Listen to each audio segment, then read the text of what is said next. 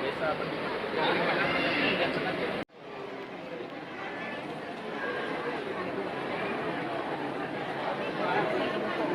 Mohon dilaporkan kepada jemaah calon haji berkumpul dengan kelengkapan lambung delay untuk meminta keluarga dapat ini segera.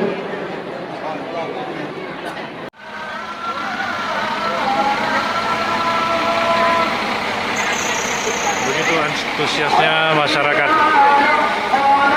Kota Idiran Aceh Timur pelepasan jamaah haji Aceh Timur.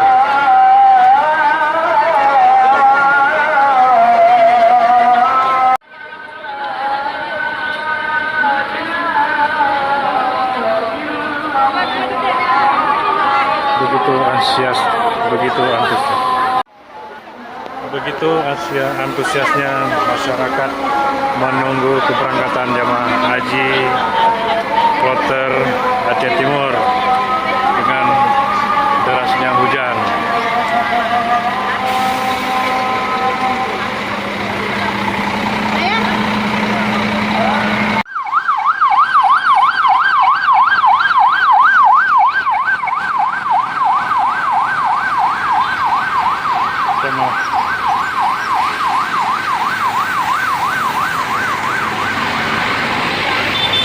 Jamaah haji Aceh Timur.